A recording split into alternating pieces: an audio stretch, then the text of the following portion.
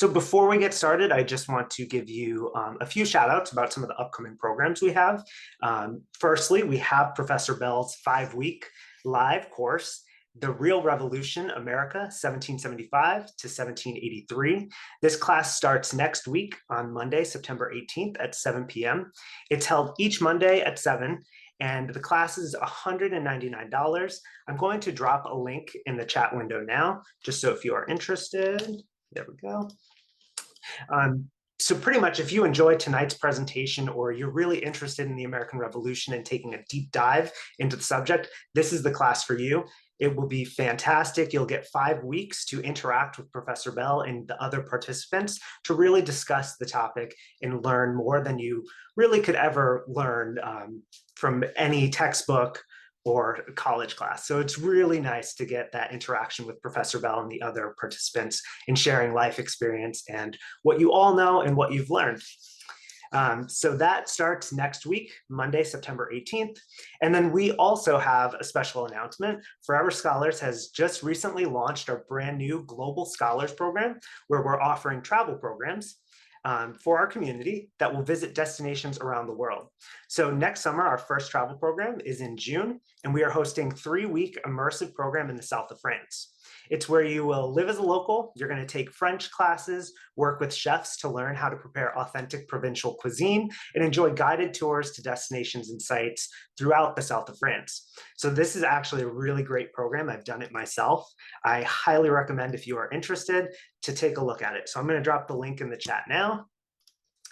And without further delay, I'd just like to introduce Professor Richard Bell, who is Professor of History at the University of Maryland and author of the book Stolen: 5 Free Boys Kidnapped into Slavery and Their Astonishing Odyssey Home, which is shortlisted for the George Washington Prize and the Harriet Tubman Prize. He has held major research fellowships at Yale, Cambridge, and the Library of Congress, and is the recipient of the National Endowment of the Humanities Public Scholar Award and the Andrew Carnegie Fellowship. He serves as a trustee of the Maryland Center for History and Culture and as a fellow of the Royal Historical Society. Welcome, Professor Bell. We're really happy to have you here, and the Zoom room is all yours. All mine. Goodness, just me and what, 200 of my closest friends. Hello, folks. Great to be with all of you. This is a huge pleasure, honor for me to talk to you tonight about something I care a great deal about, which is the American Revolution. Before we go any further, I should probably acknowledge here something you're already thinking. Hold on, doesn't he have a British accent?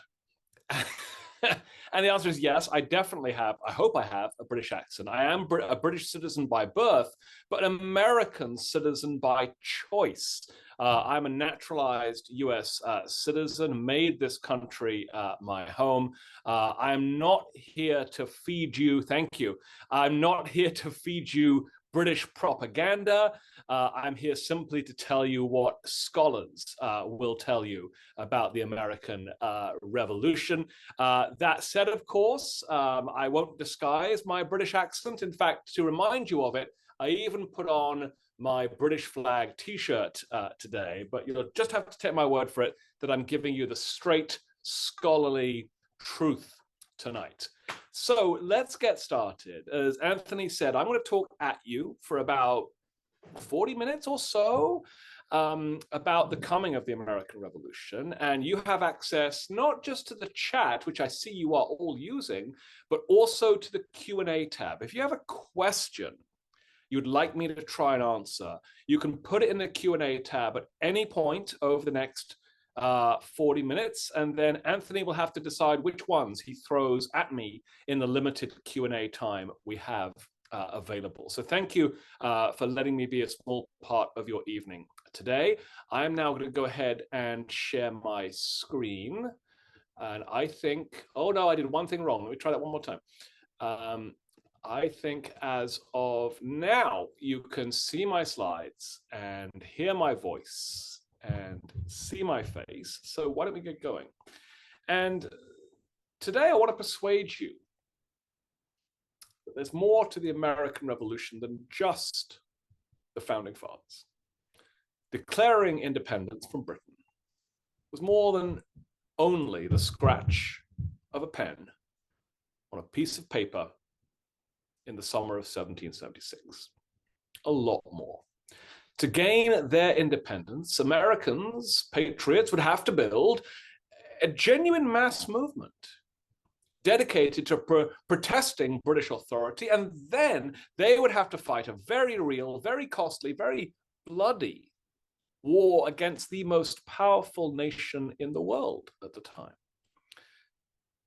Men like George Washington and Thomas Jefferson and John Adams and Ben Franklin each made their signature contributions to the American Revolution, and I would argue that they've all been rightly celebrated for them.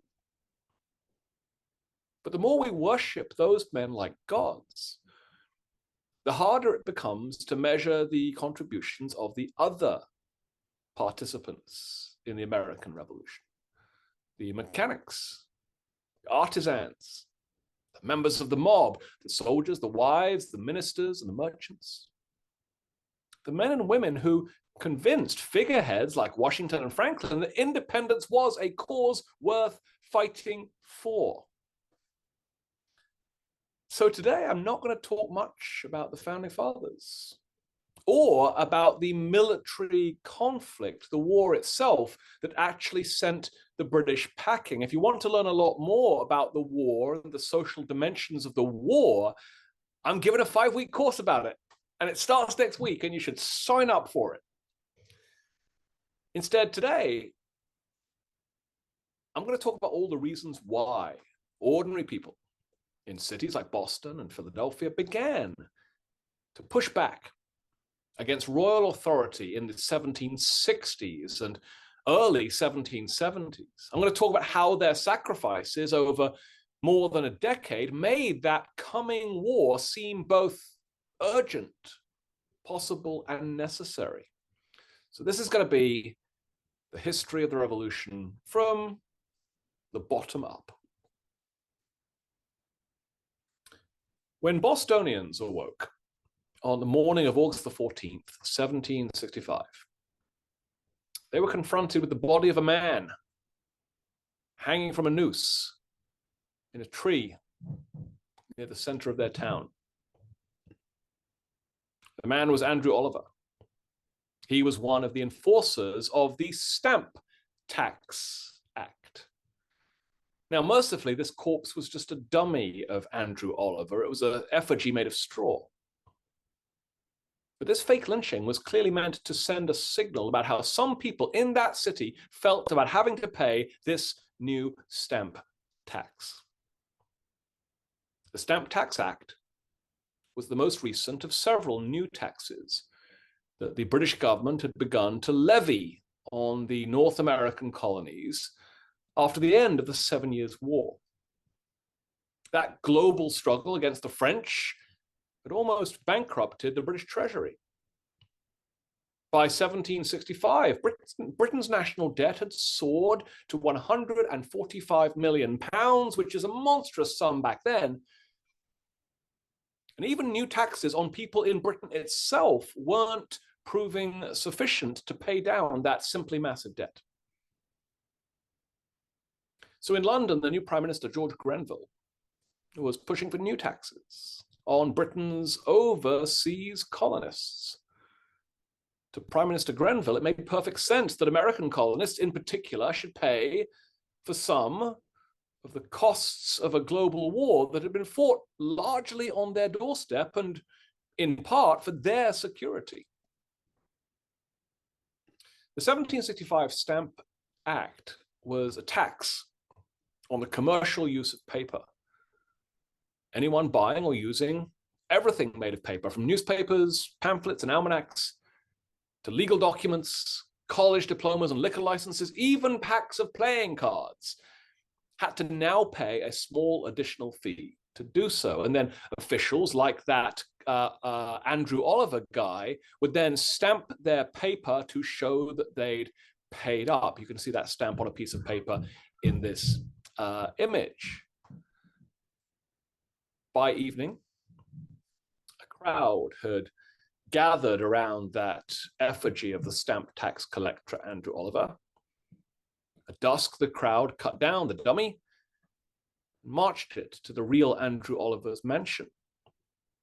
Over the next few hours, they ransacked his house and set fire to his stables and his carriage house. Then, by the light of the bonfire, they beheaded Andrew Oliver's effigy. And when local officials tried to intervene, they pelted those officials with stones. The next day, the real Andrew Oliver, the stamp tax collector, asked to be relieved of his job as the Massachusetts stamp tax collector. The members of this mob were thrilled with the success of their violent, intimidating, destructive protest. Almost overnight, word of what they'd done reached other towns and colonies beyond Boston, encouraging smaller copycat mobs in Rhode Island, New York City, South Carolina, and elsewhere over the next few weeks to stage their own copycat riots, to hang other officials in effigy, to burn their houses. In Philadelphia, a mob there actually attacked Ben Franklin's house. They mistakenly thought that Franklin, who was in London at the time, had helped to write the hated Stamp Act. He hadn't. Franklin's house was only saved that day from being burned down when Franklin's wife, Deborah, came out of the house and confronted those rioters with a musket and threatened to open fire on them if they didn't back the hell off. But the violence didn't stop there. As you will now see and hear in a brief clip, a video clip, I want to show you from an old HBO series, John Adams, to be clear.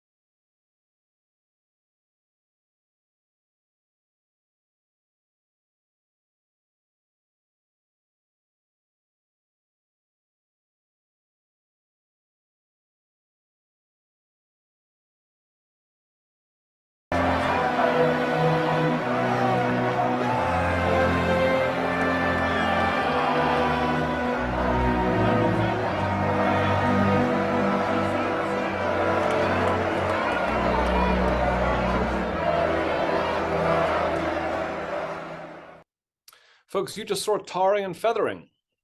You also saw John Adams and his cousin Sam Adams watching in horror as it unfolded. We often think in our mind's eye that there's something, funny and silly about tarring and feathering. That's just a bit of fun that maybe gets a bit out of hand. It's not. It's a violent, brutal, bodily injury that's being done. And the run-up to the revolution was full, we must admit, of staged lynchings, beheadings, ransackings, and the tarring and featherings of stamp tax officials in the summer of 1765. And all that violence, I think, tells us that the Stamp Act had really hit a nerve. In fact, it reminded colonists of not one, but two larger things they were furious about. The first is the obvious one. The first was the creeping extension of British authority into the daily lives and pocketbooks of so many American colonists. These mobs expressed their frustrations about tightening British control of the colonies by lashing out at the bodies and possessions of local representatives of the British Crown, like Andrew Oliver, who was just doing his job, really. At the same time, the men and women who ransacked Andrew Oliver's house and set fire to his carriage house were also, I think, registering a second protest that we might sometimes miss, a protest by the poor against the wealthy, by destroying Andrew Oliver's fancy carriage, by setting fire to all his beautiful books, by drinking all his imported wine. the crowd who stormed his house were, I think, giving vent to years of resentment at the accumulation of wealth and power by Boston's rich elite. You may not know this, but urban poverty was growing very fast in the late 18th century, especially in Boston. The gap between the rich and the poor was getting wider every day. Many of the folks in the Stamp Act mobs were middling folks, the artisans and craftsmen and laboring men, a bit like the guy on the screen here, folks who worried that any new taxes could push them into real poverty. Folks who were angry at elites like Andrew Oliver, who seemed to be profiting from their growing hardships. In March of 1766, these furious mass protests up and down America forced Parliament in London to grudgingly repeal the Stamp Act. Although leaders admitted no wrongdoing, and they asserted, correctly as it happens, that they did have every legal right to tax their colonial subjects. Nonetheless, the Stamp Act had been repealed, and many Americans were thrilled by their success. And Parliament's repeal of the Stamp Act now convinced many of those colonists that with further mass protests, they might be able to actually force the king and Parliament to back off even further. On that point, listen to what John Adams, who was just an ordinary lawyer at the time, wrote in his diary. He said the people have become more attentive to their liberties, more determined to defend them. Our printing presses have groaned, our pulpits have thundered, our legislatures are resolving, our towns are voting. The crown officers have everywhere trembled, and all their little tools and creatures have been afraid to speak and ashamed to be seen. What he's saying here in his own inimitable way is that the political consciousness of ordinary people in the American colonies was rising. So when in 1767, Parliament again tried to assert its authority to tax the colonists and pay down its war debts, even more Americans decided that this time they too were going to have none of it. The new tax I'm referring to was passed by Parliament in 1767. It was actually a bundle of new taxes, not just on paper, but also on tea, on fabric, and on other commonly used imported goods. These taxes were collectively known as the Townshend duties. And this time, Parliament sent troops to Boston to prevent any more violent attacks on government officials trying to enforce them. Yet the presence of those troops did not stop the colonists from finding ways to protest this new round of taxes. To avoid being beaten to a pulp by these newly arrived British troops, protesting colonists turned to the tactics of non-violence. And they began to protest the Townshend duties by refusing to buy the imported goods that carried these new taxes. In fact, organizers began passing around boycott petitions, asking ordinary Americans to refuse to visit the shops selling these imported cloths or teas being taxed with this new duty. Because women made many of the purchasing decisions in 18th century households, women were thrust to the center of this new economic boycott protest. Local committees like Samuel Adams's group, the Sons of Liberty, started putting tremendous pressure on women to abstain from purchasing sugar, gloves, hats, ready-made clothing, fabrics and shoes being imported from Britain that bore these new taxes. Local newspapers even began carrying poems assuring these women that they would be considered more attractive to men if they simply refrained from drinking imported British tea. To keep themselves clothed while boycotting British cloth and British fabric, colonists had to get creative. So they began spinning more of their own cloth at home than they ever had before. Think about what that means in practice. Suddenly, something as domestic and ordinary as a woman working at a spinning wheel now becomes the centerpiece of a resistance movement against the British Empire. Thousands of women began producing homespun fabric, often working together at day-long spinning parties at local ministers' homes who backed the cause. As a result of these women's labors, wearing homemade, homespun cloths quickly became a badge of honor and a visible political statement of what side you were on in this escalating ideological fight. By March of 1769, this homespun movement had spread across several colonies. And the boycott of merchants who sold townshend taxed goods had driven many shopkeepers to join the protest, however reluctantly.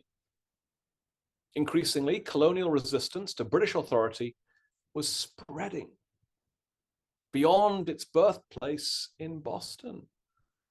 And I think that matters a great deal. You see, by sharing in the homespun movement and the non-importation boycott movement, patriots in other places across the continent were forming a stronger and stronger common identity. People at the time noticed this too. This is how the Massachusetts Gazette newspaper put it. A columnist wrote that the whole continent, from New England down to Georgia, seems now firmly fixed. Like a strong, well-constructed arch, the more weight there is laid upon it, the firmer it stands, and thus with America. The more we are loaded with these taxes, the more we are united against them.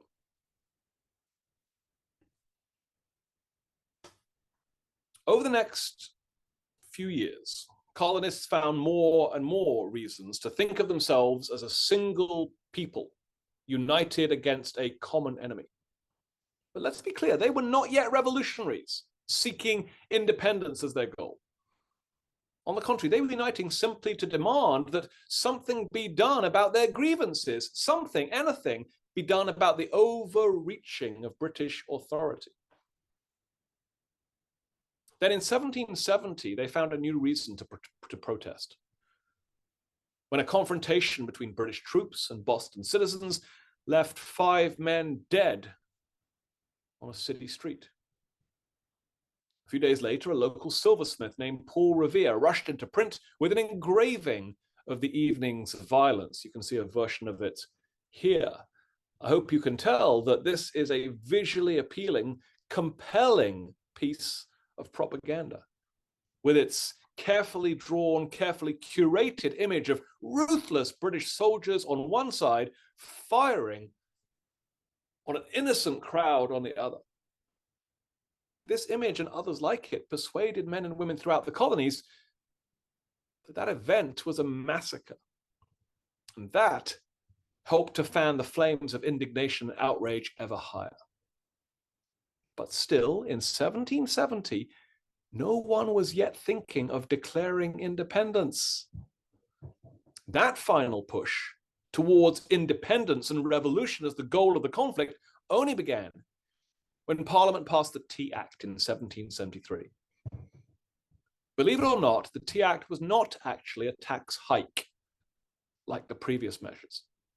It actually made the price of English tea cheaper for colonists by allowing the British East India Company to ship that tea to Asia, from Asia to the colonies without being taxed for passing through London.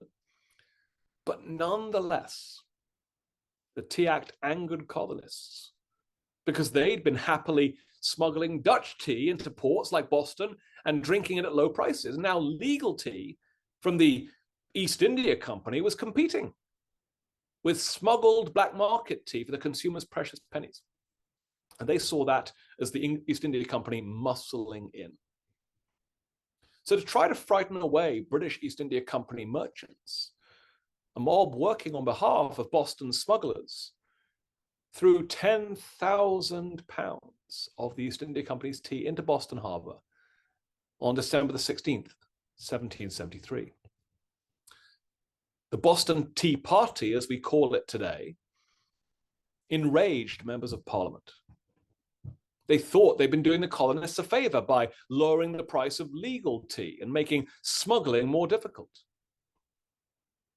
Thoroughly disgusted with those colonists, Parliament now passed the Coercive Acts in 1774. These stern laws closed the port of Boston to all shipping until the colonists agreed to pay for the tea they destroyed.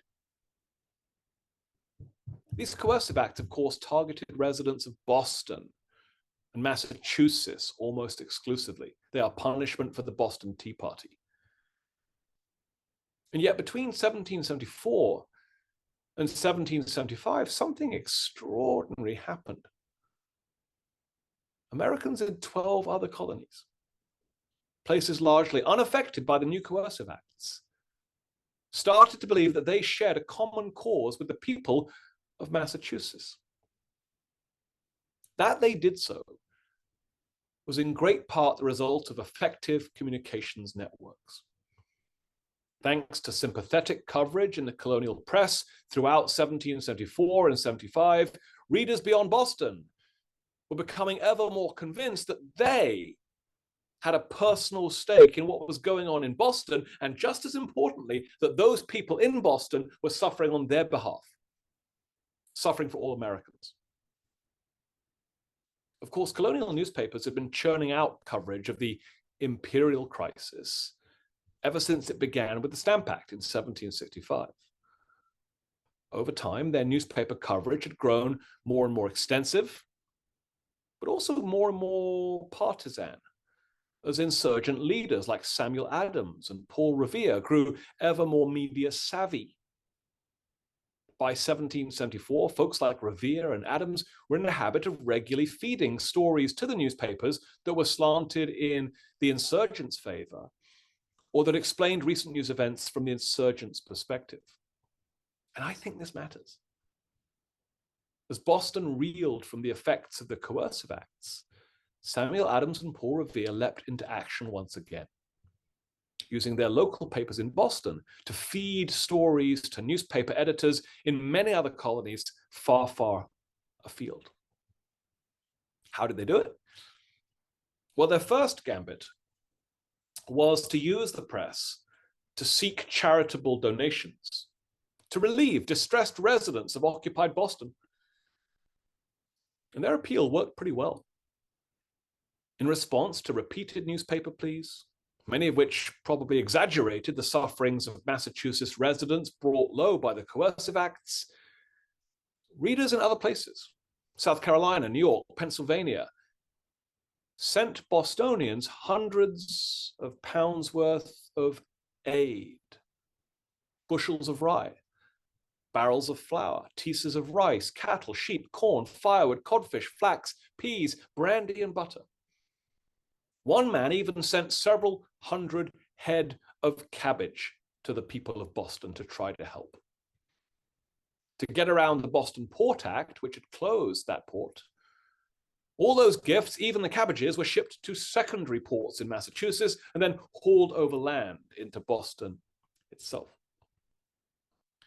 And scholars will tell you, and I am among those scholars, that the success of that orchestrated appeal for aid proved to be a political tipping point.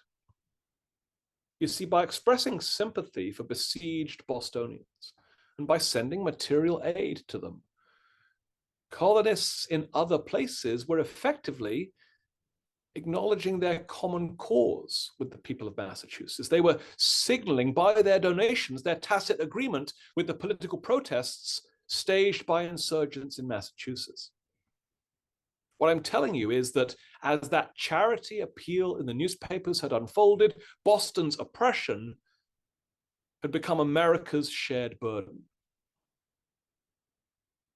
Nothing could be more significant. And many commentators at the time noticed this change. We have the pleasure to assure our readers, one letter writer in a Pennsylvania paper explained, that as far as our intelligence has hitherto extended since the news of the Boston Port Act, that is, from New Hampshire to Williamsburg in Virginia, it appears by all our letters and advices that all our colonies breathe the same spirit and now seem actuated by a single soul. Sure enough, anti-Coercive Act protests soon began to spread beyond Massachusetts. In New London, Connecticut, for instance, residents there now staged a mock funeral for the Boston Port Act, draping a printed copy of it in black cloth and then marching it through town as if they were going to bury it. In nearby Farmington, 1,000 people showed up one night to burn a copy of the Boston Port Act in that town square and to decry the king's advisors as, quote, pimps and parasites, to be held in utter abhorrence by us and every American. Notice the language of American there, not Pennsylvania, Connecticut, Massachusetts, American. That's an emerging language right at this moment. To many of these self-proclaimed Americans, the Coercive Acts seemed like such a severe overreaction to what had happened in Boston Harbor with the tea that 12 colonies decided to send delegates to a meeting in Philadelphia in September of 1774 to decide how they should collectively reply. At this first Continental Congress, the delegates agreed to respond to the Coercive Acts in unison by banning all imports and exports between all the colonies and England until Parliament repealed the Coercive Acts targeting Massachusetts. Again, what's important here is that Boston's cause is becoming the seed for a national movement. In Philadelphia, the Virginia legislator, Patrick Henry, told members of the Continental Congress that the distinction between Virginians and Pennsylvanians and New Yorkers and New Englanders, no more. I'm no longer a Virginian. I'm now an American. Organizers in Boston and elsewhere also protested the Coercive Acts by boycotting tea, the most popular drink in colonial America, but now also a powerful symbol of the colony's dependence on England. Refusing to drink tea now became the new litmus test of colonial patriotism, a badge of honor. Women in particular began signing pledges not to drink tea, although some cynics pointed out that some of those women tended to stock up on tea right before they publicly pledged not to buy any more of it.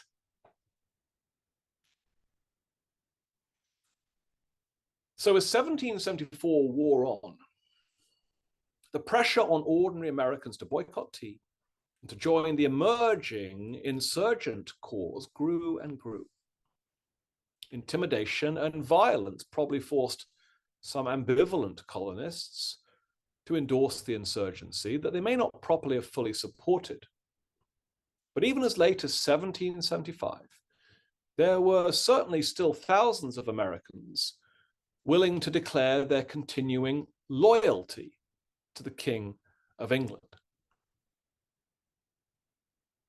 It would be the three things that happened next that would finally persuade thousands of doubters that independence from Britain was both necessary and possible. What were those three things? Let me tell you in these last 5 minutes. The first was how King George responded to the boycott on tea. In 1775, George issued orders for the British Army to arrest Samuel Adams and John Hancock, two of the ringleaders of the Boston protest movement. Yet John Hancock and Samuel Adams got wind of their plan and drew the British Army into a firefight at Lexington and Concord, where some of the first shots were fired in what would become an 8-year-long war. And then, before the colonists ever thought about declaring their independence in that war, in May of 1775, King George did it for them, issuing a proclamation for suppressing rebellion and sedition that basically declared war on his own people. If all that wasn't enough to persuade on-the-fence colonists that their future lay with the patriot cause, as they were now calling themselves, a third tipping point came when Thomas Paine published a persuasive little pamphlet called Common Sense in January of 1776. This was a pamphlet designed to persuade every reader that independence should be the response to their grievances against the king. It was very powerful. Inspired by Paine's arguments and by King George's hostility, the Continental Congress now finally tipped decisively towards the cause of independence.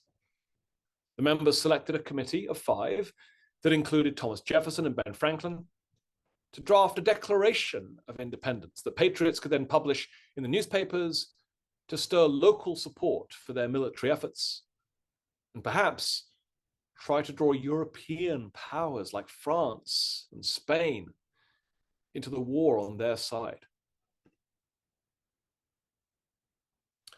Over the next 5 weeks, but especially in week 1, next week of my Real Revolution course, I will say a lot more about that military conflict. But in some ways, the headline is what's most important. And the headline is that the Patriots won against considerable odds. It really is remarkable. They defeated a standing British army of 48,000 men with a poorly trained, poorly armed continental force of only about 18,000. How did they do that? Well, what made the difference was the Continental Army's refusal to give up after some early defeats, and I think the decisive entry of the French Navy into the war in 1779, thanks to, it's true, some handy diplomacy by founding father Benjamin Franklin. In 1781, after 6 years of inconclusive fighting, a major chunk of the British Army finally surrendered to a combined French and Continental force at Yorktown in Virginia. It was the last big battle of the Revolution. The two sides signed a formal peace treaty 2 years later in 1783. That treaty, the Treaty of Paris, forced the British to formally recognize the independence of the 13 colonies. Britain would give Florida back to the Spanish, but would be allowed to retain control of Canada. So it was to British Canada that almost 50,000 Americans still loyal to Britain fled after the war. These loyalists were often heartbroken to leave a colony, a place, a country that they loved. But many were still being actively persecuted after the war by patriots, even though the war had ended. As she prepared to leave her home in upstate New York and flee northward, one loyalist woman told her friends this. She said, "At last we're preparing to leave forever this land of my birth. The long, weary years of war are over, but our lands are confiscated, and it's hard to raise money at forced sales. We expect the journey northwards to be long and hard, and cannot tell how many weeks we'll be on the road. I love friendship and neighborly kindness. I'm so glad that when we get there, there will be no more taunting among the elders, no more bickering among the children." I'll be saying a lot more about the effects of the war on civilians, and especially upon loyalists, in 2 of the 5 sessions in the Real Revolution. Declaring independence and beating the British wasn't actually the end of the story. I think actually it's the beginning. What kind of beginning was it? The revolution raised some simply massive questions that Americans would spend the next 80 years or so struggling to answer. First, despite committing itself at the moment of its birth to the enlightened belief that all men are created equal. The United States did not abolish slavery right away. It did not do so until the dying days of the Civil War, in fact. Jefferson, a slaveholder himself, allowed language critical of the slave trade to be removed from the final draft of his Declaration of Independence. During the Revolution, and for many years afterwards, Americans were ridiculed for that kind of racial hypocrisy, especially by the British. In 1775, one arch British writer put it this way. He said, how is it that we hear the loudest yelps about liberty from the owners of enslaved Africans? And for a long time, Americans didn't have a good answer. Second, what about women? After the war ended, would American women willingly return to their narrow pre-war roles? Would they be forced to abandon the political activism they'd engaged in the run-up to the revolution? Or would their wartime and pre-war efforts in that campaign be a catalyst for a movement to expand women's political liberties and public roles? It remained to be seen as the war came to a close. Thirdly, having thrown off one system of government, monarchy, how exactly would Americans replace it? It was ordinary men and women who'd given their blood, sweat, and tears to the patriot cause. But should that rabble of ordinary folks be given real political power in the new nation afterwards? Or were rich and educated Americans still best positioned to govern everyone else? Finally, what would this United States, this new country, stand for in the world? Would it continue Britain's policies in dealing with natives? And what about cultural identity? After 2 centuries of looking to Britain for cues on fashion and taste and design and literature and art, could America strike out on its own? So in some ways, the American Revolution is the final bookend to a long history characterized by colonial oversight. But of course, as you all know, it's also the opening scene, the prologue, everything that would come next. All right, I think I'm going to stop right now, Anthony. I think I'm going to take down my slides so I can better see you and anyone else out there a bit more clearly. Thanks very much for the floating hand on my screen there from someone. I'm going to say thanks very much to everyone who listened to my prepared remarks, and I'm really looking forward to constructive, open dialogue in response to any questions folks have. And I don't envy you, Anthony, for having to pick through these and picking out which ones you want to ask me, because we only have 15 minutes, not 2 years. This is true. We already have quite a few questions in the Q&A box, but I'm going to give everyone just a moment. If you want to put a question in the Q&A box, you can do it now. Again, Professor Bell's course starts next week. I'm going to drop the links to all the upcoming programs in the chat now, and let's get into the Q&A. So, first one is, I have one from Carol. We're jumping into Sam Adams. So she considers Samuel Adams to be the engine of the revolution. He doesn't get enough credit. Do you agree or disagree?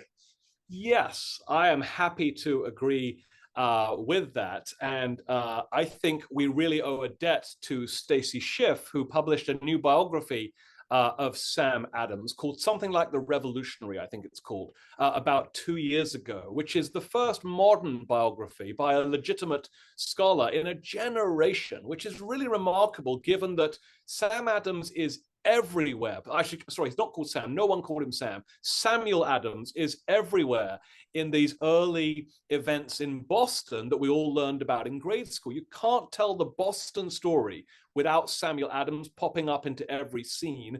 And you can't explain to people why what happened in Boston became a thing that people in other colonies became interested in without knowing that Samuel Adams is the one amplifying it for all those folks in other colonies. Folks, if you want to learn more about Sam, check out that new biography by Stacy Schiff. That's S-C-H-I-F-F. I believe it's called The Revolutionary, but don't hold me to that. Perfect. staying on Adams, we're going to shift to John Adams. So the miniseries from HBO that you showed a clip of, how historically accurate is it? And second question, the tarring and the feathering that we saw in that clip, was it fatal? And how did the victim get that stuff off? Good question. Good question. All right. So professional historians have a lot to say about the John Adams book by David McCullough, on which that HBO series is based. Many of us find that a rather romanticized, overly flattering portrait of John Adams. I'm talking here about the book.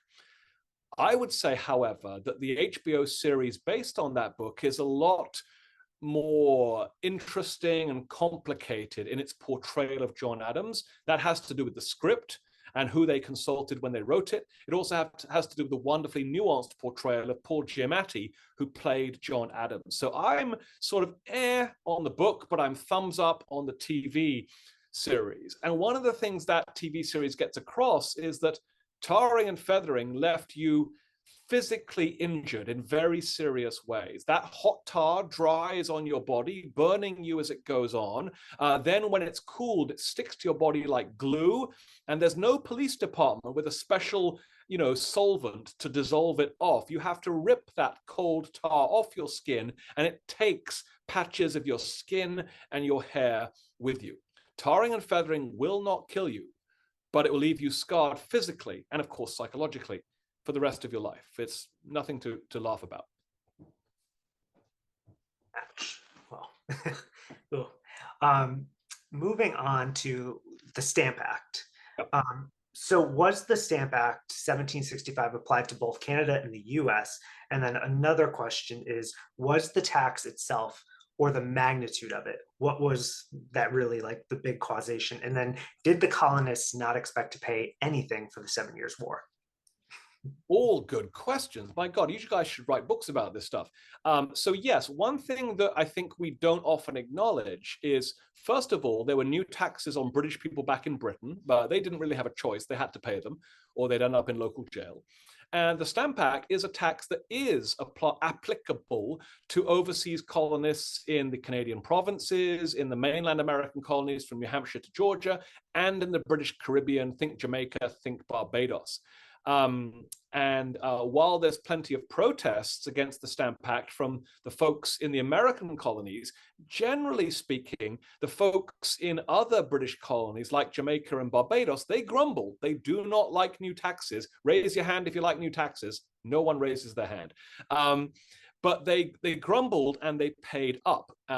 And they had powerful lobbyists down in Jamaica, which is a very rich plantation society, and they responded to the Stamp Act not by boycotting it, but by sending their lobbyists to London to make sure that next time a tax came to all the colonists, that the Caribbean would be excluded from it. So they used lobbying power as their response rather than the protests you saw in Boston. It's also worth quickly saying, Anthony, that for the most part, white folks in the British Caribbean and white folks in British Canada did not seek independence. And that's largely because they relied on Britain as their major trading partner and as the source of their security. The Royal Navy protects Jamaica. Without the Royal Navy, Jamaica is conquered by the French the next week. So there are various reasons that explain these differentiating responses. What was the last part of the question that I missed? You don't remember that? I don't remember either. It was the did the colonists not expect to pay anything for yeah.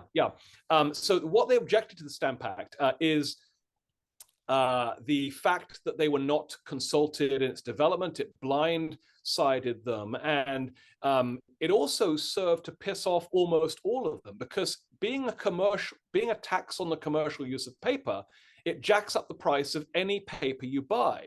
So it's not just lawyers with their, legal documents that get a tax increase. It's newspaper readers. It's people who buy playing cards. So the British had unwittingly found a way not simply to tax almost everyone in the colonies, but to piss off everyone in the colonies at the same time. It's sort of magic like that. Well, staying on taxes, just shifting a little bit to the tea. So instead of refusing to drink tea, Why wasn't there just an increase in the smuggling of Dutch tea? And then second part to this is thinking of taxes and now in the modern era, what changed in the American mind and the mindset to make us docile in the face of modern taxation? I'm going to not touch that second question. Sorry, Anthony. That's going to get me in trouble no matter what I say about that. So I'm going to leave it alone. But the first one, yes, there is obviously, smugglers are very angry about the Tea Act. They see it as a direct competition. I should say, by the way, that John Hancock, a very famous revolutionary, was largely an above board merchant. But it's also true that he did some smuggling of tea on the side. So he's the sort of guy who's not thrilled that the Tea Act represents new competition to his tea smuggling business from this massive conglomerate called the East India Company, which they see as like Amazon.com or Walmart coming to squash their mom and pop business. So smuggling probably does actually increase in response to the Tea Act. But boycotts of all tea eventually replace that behavior, because it becomes obvious that if you see someone drinking tea, you can't actually tell whose side they're on, because tea looks the same whether it's smuggled tea or East India Company tea. So to show that you are against the Tea Act, the easiest way to do that is not just to drink more smuggled tea, but not to drink any tea at all. So there's no doubt or confusion as to that you are a rebel, an insurgent, a protester, not one of these people supportive of the Tea Act. It's complicated stuff. Interesting. And shifting gears just a little bit, going more to Britain with the king. So why did the king overreact and declare war on his own colonists? Why not a more moderate response? Yeah, great. These questions are all excellent. I'm sorry we don't have any more time. I have to leave in 7 minutes, but these are excellent questions.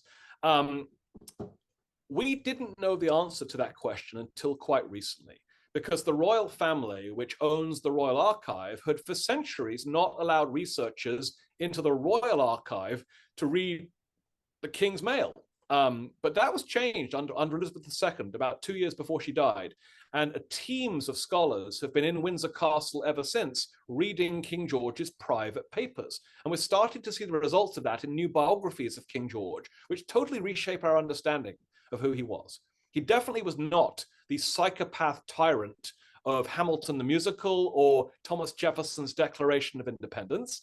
He was a boring 18th century bureaucrat with limited power who thought he always had the best interests of the American colonists in mind, who'd often been a voice of reason, trying to tell his prime ministers and treasurers to not go so hard on those colonists.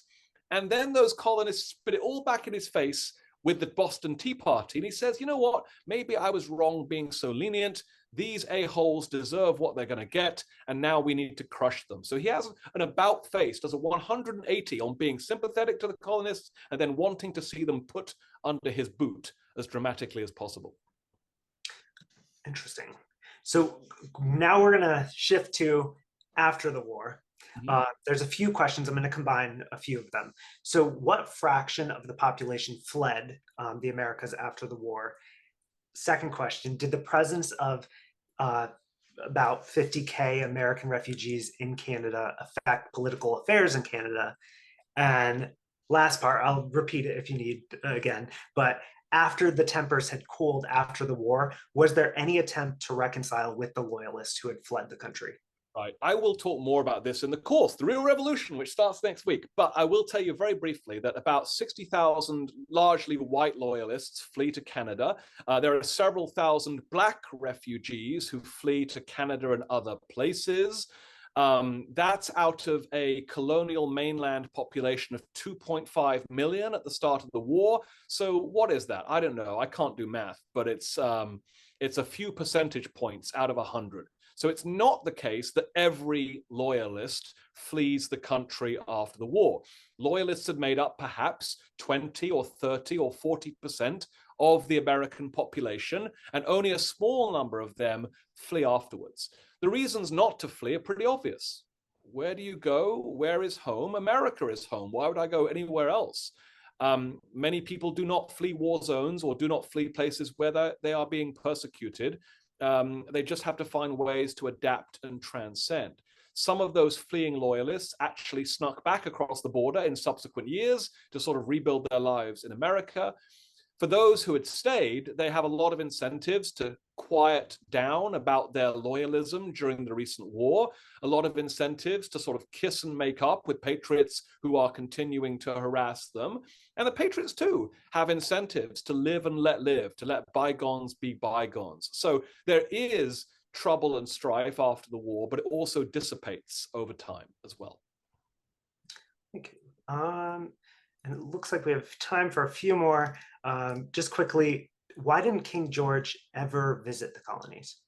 Oh, that's a good question. I've not seen anyone answer that for absolute certainty, but I would say that journeying on an ocean-going sailboat 3,000 miles west in the 18th century is as likely to result in shipwreck as it is in getting where you want to go. It's dangerous sea travel, and we are not in the phase of European monarchies that those monarchs habitually like to go to all the provinces and colonies their empires possess and see and be seen. That's a 20th century, maybe late 19th, but certainly modern phenomenon that has a lot to do with the development of air travel and luxury yachts than anything else. It is dangerous to get on a sailing ship in the 18th century, and monarchs don't want to get killed just to go say hi on the other side of the sea. It's true. One other question about shifting back to the taxes. Were the colonists in America taxed more than or the same as the English subjects in England? That's easy. That's easy. Less than. But it was the fact that there were new taxes when there previously had been fewer. It's the increase, not the actual nut rate. It's the increase that they find so unhelpful as a source of grievance. They had not been consulted. They, by the way, had sacrificed plenty in the French and Indian War, the 7 Years' War. Many of their economies were in the toilet because Britain had fought this war with France. They thought the last thing Britain would ever do is make them pay more tax when they'd already given so much for the British Empire. So to them, any new tax, no matter how small, seems like a massive slap in the face. Perfect. Well, it looks like we are pretty much out of time. I want to thank you, Professor Bell, for spending the evening with us. Thank you, everyone, for logging in and taking part. I'm going to drop the links to the upcoming programs in Professor Bell's class, which will start next week. We hope to see you there. We can go way more in depth than we did here, and we hope to see you at future presentations with Forever Scholars.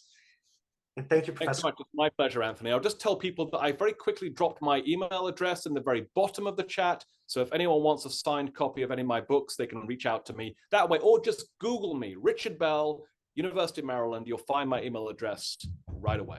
Hope to see many of you, all of you, next week for part 1 of The Real Revolution. Thanks very much, Anthony. Perfect. Thank you so much, Professor Bell. Thank you all. Have a good night.